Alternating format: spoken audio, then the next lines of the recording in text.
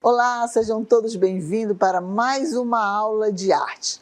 Eu sou a professora Lúcia Santos e vou estar com vocês nessa trajetória que envolve o mundo da arte. Então, vamos ver o nosso objeto de conhecimento da nossa aula de hoje? Vamos lá? Então, na aula 8 nós temos o seguinte: objeto de conhecimento, processo de funcionamento e compreensão da diversidade de linguagens em diferentes gêneros e suportes. O detalhamento dessa aula é o seguinte: as linguagens artísticas e suas articulações com os diferentes saberes científicos, históricos, culturais, políticos, econômicos e outros. Ok? Então, vamos dar início à nossa aula de hoje.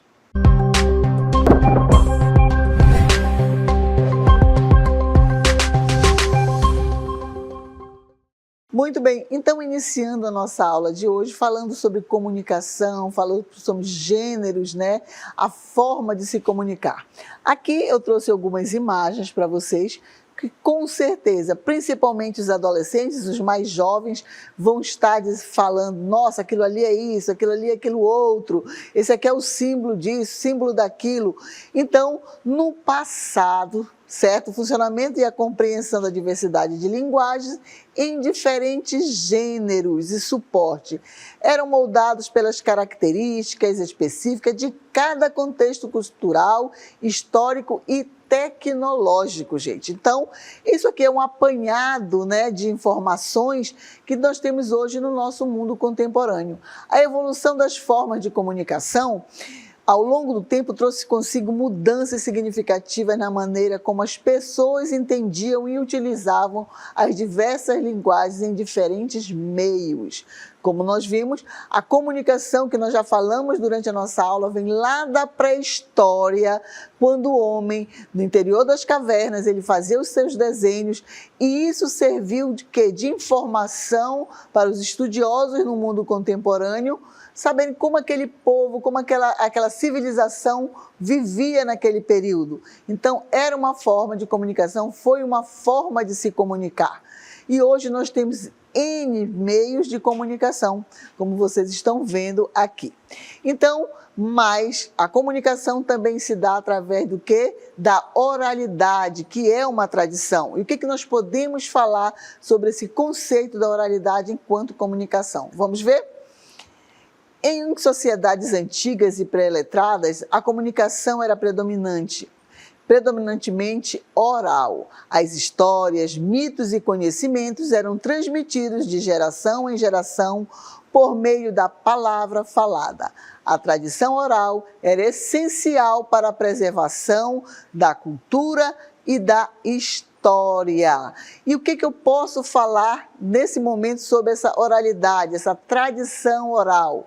Principalmente os contos, as músicas, o folclore, que são transmitidos através da oralidade, certo? Então, através da oralidade, eu posso passar o meu conhecimento ao outro. Isso acontece muito, principalmente nas culturas dos nossos irmãos indígenas, certo? Onde, através da oralidade, do exemplo, eles conseguem passar a sua sabedoria. E também os contos. Eu sempre falo que o folclore ele é tão rico através da oralidade, porque você não sabe quem foi o autor, mas você sabe como acontece e o porquê acontece.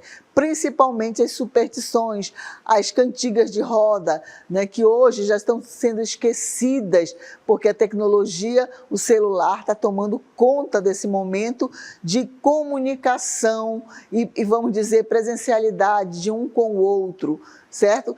Mas, através da oralidade, lá foi passados os conhecimentos, como nós vimos, na pré-história, através do desenho, depois vem a oralidade, e aí vai sendo passados esses conhecimentos. Mas também tem a escrita. E o que nós podemos falar sobre a escrita? Vamos ver?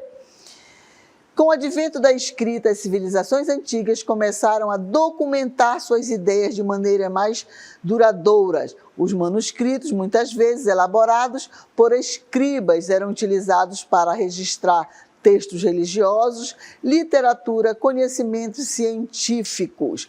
Ora, aqui nós estamos falando dos escribas. O que eram os escribas? Escribas era uma pessoa que ele tinha o domínio da leitura e da escrita, porque lá nos primórdios era muito difícil as pessoas que sabiam ler e escrever.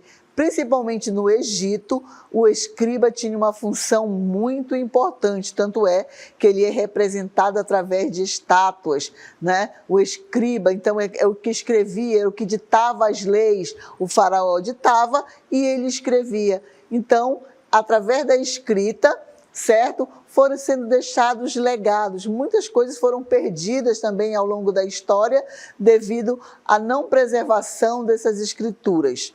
Certo? Mas aí, para acontecer a questão dos escribas, também houve o quê? O aprimoramento e depois vem a imprensa, que é uma revolução da informação. E aí, o que nós podemos falar sobre essa revolução? Vamos ver?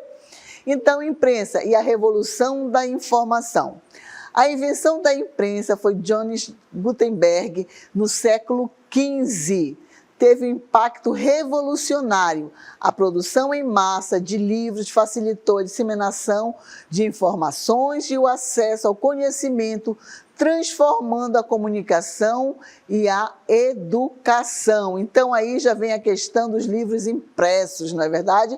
A comunicação ficou muito mais fácil, que já era feito impresso em grande escala. Não tão grande escala, porque as pessoas que tinham acesso à leitura e sabiam ler eram poucas, mas mesmo assim já foi, né, um passo muito grande para a humanidade. Aí, através dessa comunicação, através da pintura, que vem lá da pré-história, através da oralidade, que vamos falar do teatro, que nós já falamos do teatro, vem os manuscritos, que vem os textos, né, da dramaturgia, nós vamos ter as manifestações artísticas também, que é uma forma de se comunicar. E o que nós podemos falar sobre isso? Vamos ver? Manifestações artísticas e visuais. Pintura, esculturas e outras formas de arte visual eram meios importantes de expressão. Antes da fotografia e do cinema, a arte visual desempenhava um papel crucial na representação da realidade e na comunicação de ideias e emoções. Dentro dessas manifestações, nós temos o quê? O teatro e performance. Vamos falar um pouquinho sobre isso? Vamos lá? O teatro e as formas de performance eram meios populares de entretenimento e comunicação. Peças teatrais eram utilizadas para transmitir histórias, explorar questões sociais e políticas e entreter o público, como nós vimos lá nos primórdios da Grécia também. Mas aqui nós já estamos falando de algo muito mais evoluído. Eu não gosto dessa palavra evoluído, mas sim foi suprido as necessidades. Então esses textos já estavam escritos, não é? Através da imprensa. Então esse teatro de performance chama o público e vai falar também das questões sociais e políticas. Era um meio de comunicação que atendia aquele público que não sabia ler, mas poderia assistir, né, às performances. E aí nós falamos também do cinema e da fotografia. Vamos ver? O cinema e a fotografia, o desenvolvimento do cinema e da fotografia introduziu novas formas de linguagem visual. Esses meios permitiram contar histórias de maneiras mais dinâmicas e influenciaram profundamente a cultura popular. Então, primeiro foi a fotografia e depois a fotografia colocada em movimento sequencial. Foi inventado o quê? O cinema. Então, através da fotografia sendo colocado uma ao lado da outra, numa sequência e girada, né, foi criado o cinema. Primeiro o cinema mudo, depois foi introduzido a fala, o preto e branco, depois o colorido. E assim, sucessivamente, o homem vai suprindo as suas necessidades e vai criando novas formas de se comunicar. Então, fotografia e o cinema.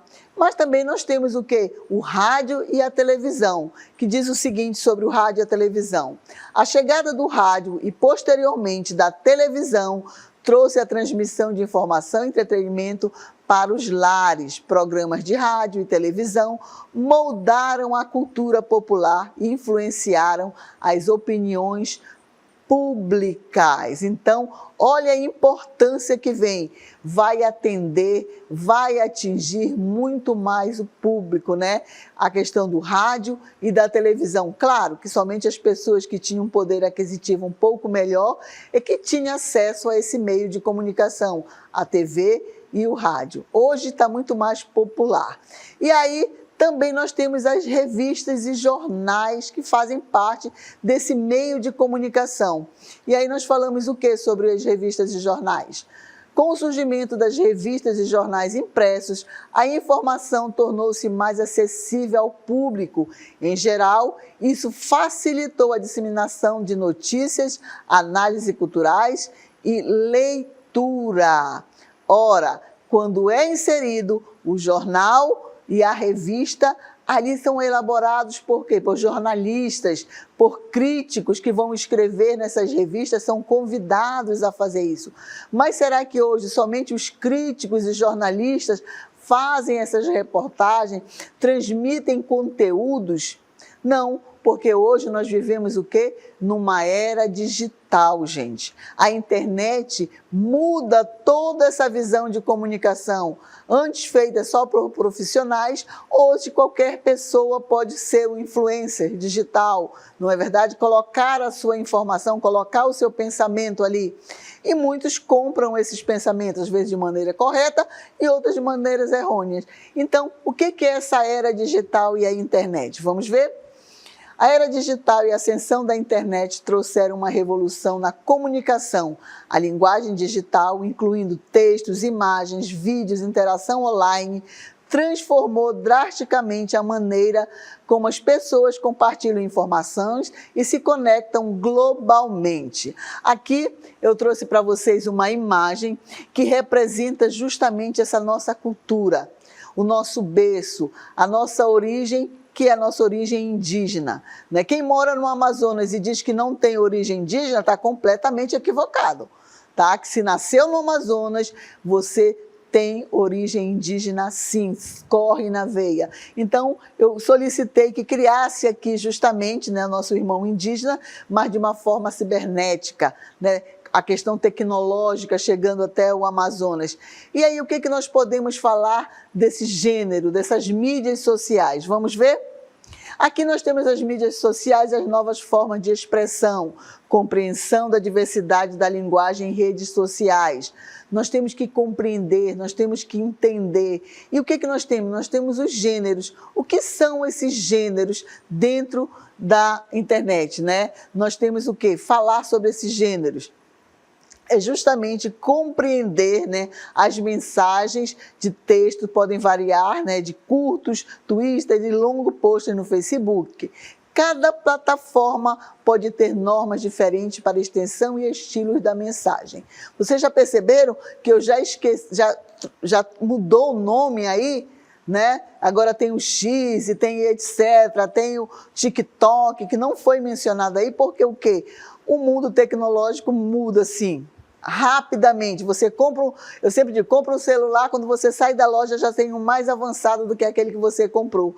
E aí dentro desse mundo digital nós temos alguns acessórios, ferramentas que nós podemos utilizar, que são imagens e memes, certo? E essa comunicação dessas imagens e memes, visual é essencial. Memes e imagens muitas vezes são usadas para transmitir mensagens de maneira rápida e humorística. Os memes principalmente. Vídeos e transmissões ao vivo, nós temos plataformas como Instagram, TikTok, YouTube, são conhecidos por vídeos curtos e transmissões ao vivo, cada um com o seu próprio estilo e linguagem. Aí nós temos o quê? As plataformas de mídia. O que é que nós podemos falar sobre essas plataformas? Aqui eu trouxe algumas para vocês: Facebook, Twitter, Instagram, TikTok, LinkedIn, entre outras, oferecem diferentes contextos e público e alvo, influenciando estilos de comunicação. Então, cada um tem um público-alvo, Quem eles querem atingir? Tem aquele que é para profissional, que vai colocar lá o seu currículo, a sua forma de mostrar o seu trabalho, outro só é de bate-papo, outro coloca vídeos curtos e etc. Cada um vai atender um público diferenciado. Aí nós temos também, dentro dessas plataformas, nós temos o quê? Mensagens privadas ou em grupo, não é verdade?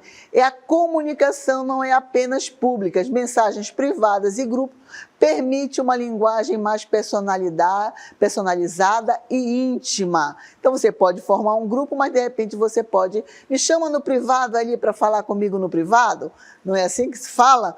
Então, existem também essas possibilidades. E aí, qual é esse processo de funcionamento? Vamos ver?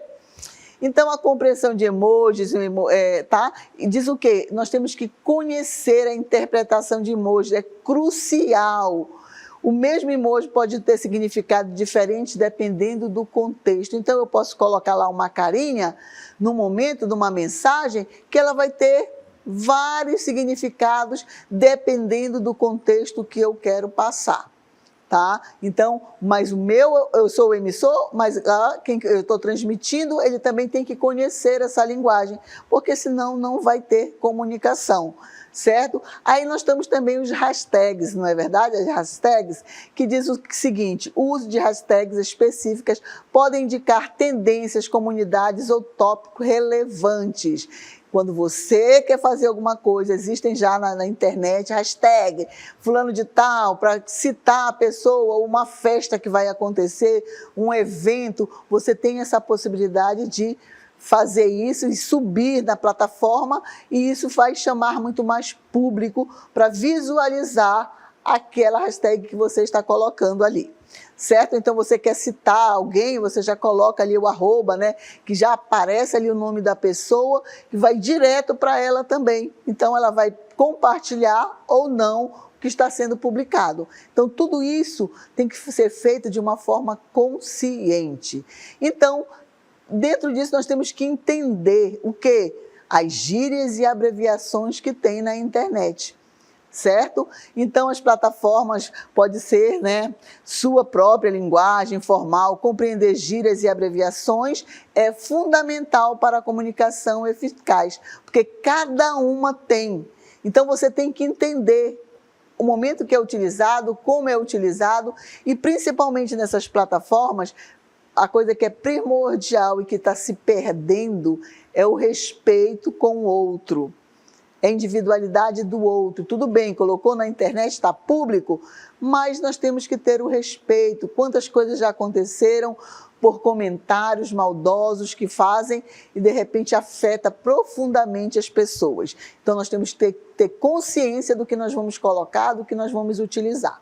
Aí a adaptação da linguagem também é muito importante dentro dessas plataformas, certo? Usuários ajustam sua linguagem com base no público. O tom pode ser mais informal, que é o Lineker, né?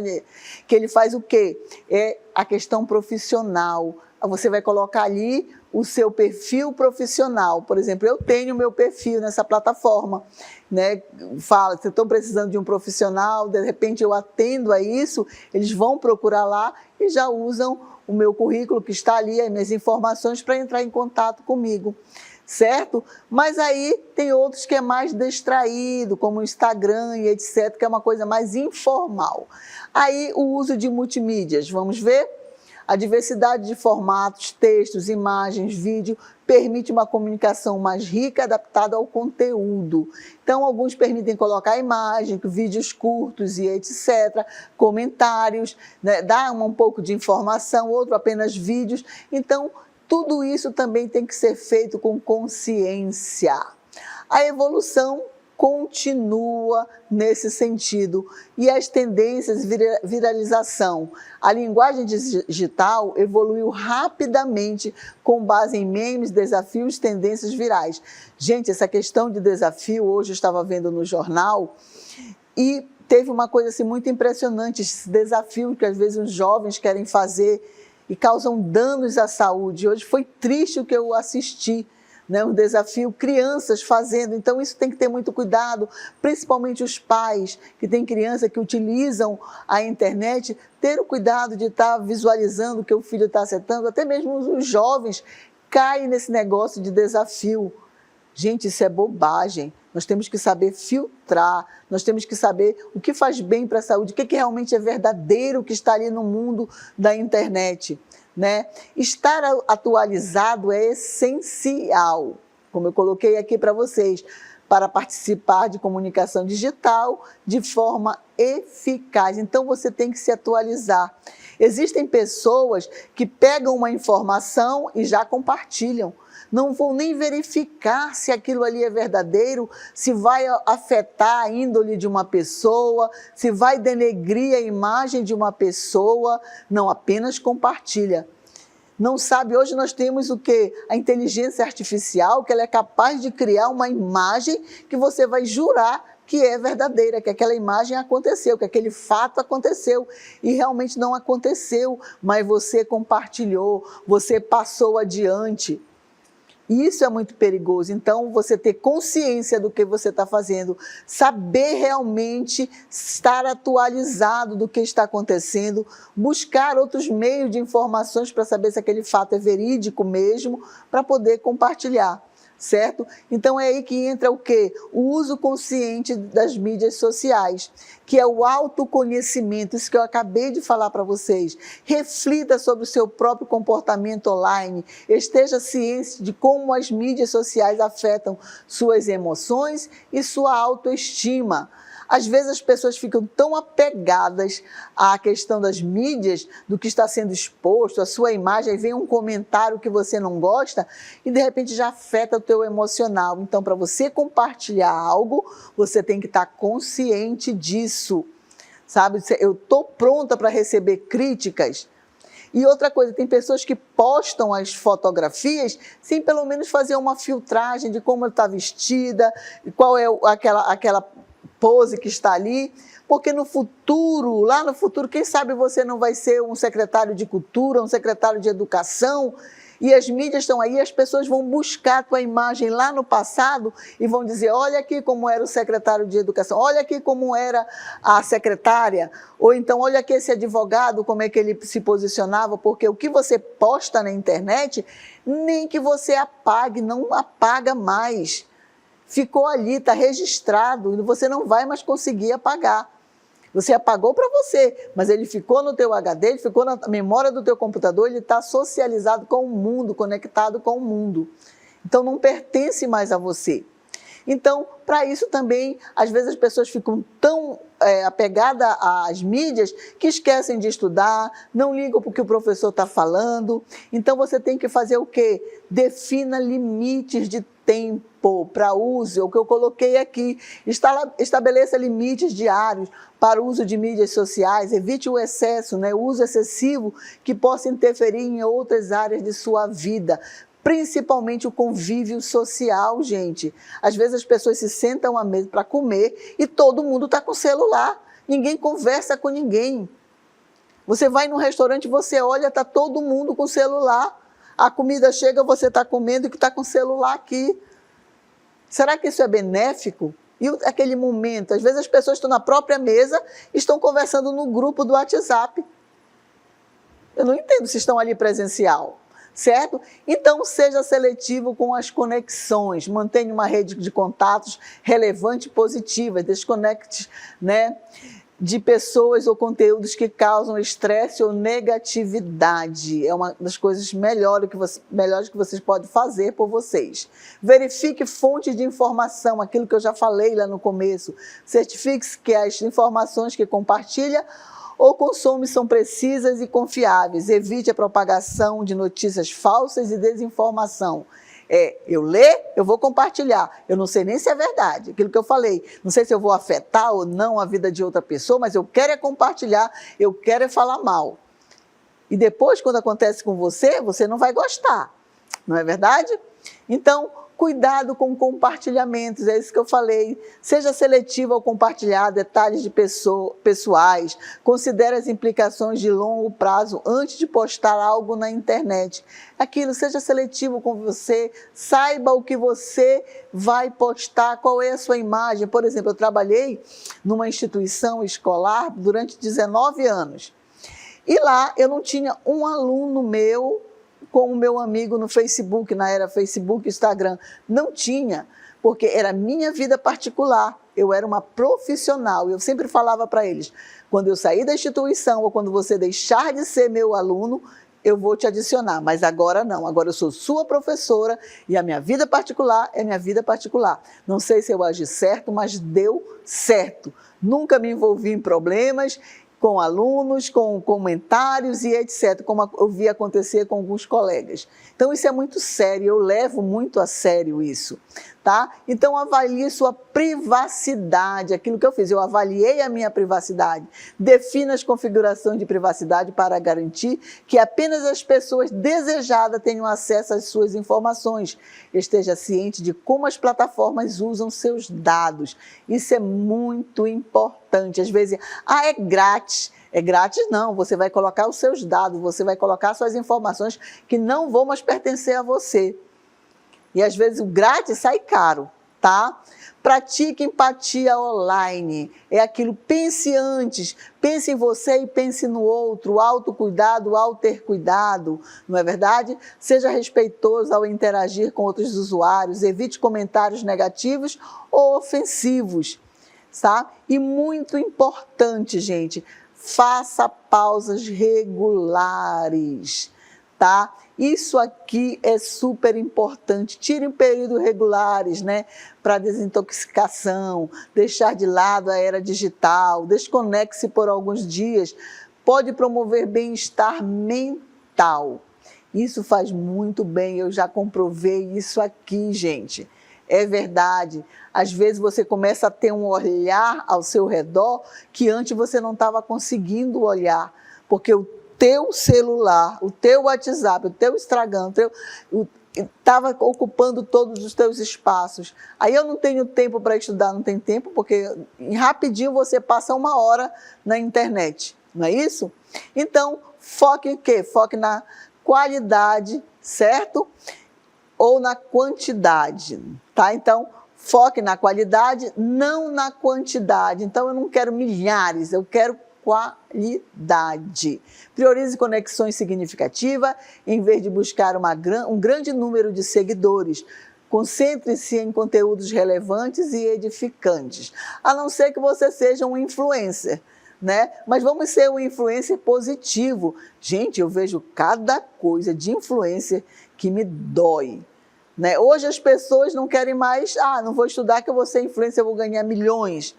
Nós temos o caso daí de um grande comediante que está doente, porque enriqueceu muito rápido, não tinha um preparo psicológico, tudo que vem com muita facilidade, há consequências também. Principalmente a internet, quando você deixa de ganhar like, tem gente que vive, posta uma coisa, eu quero ver quantas pessoas curtiram, aí eu quero ver quantas pessoas deram like, aí quantas pessoas comentaram. Se não comentarem, ai meu Deus, o que é que eu tenho que fazer para ter mais like? Então isso aí começa a afetar o psicológico. Nós tivemos fatos na televisão de um reality show que a moça surtou porque achava que todo mundo estava trabalhando em função dela. Porque ela era uma influencer e já estava acostumada a ter milhares e milhares de likes por dia. E ela achava que todo mundo estava fazendo papel para suprir a necessidade dela. E já virou uma doença, não é? Então tem que ter muito cuidado. Então promova o quê? A autenticidade. Seja autêntico em suas interações online, evite a comparação constante com os outros e aceite sua própria jornada. Então, esse meio de comunicação que veio a evolução da comunicação e nós temos hoje o mundo da internet. Nós estamos aqui. E agora finalizamos esse momento da nossa aula.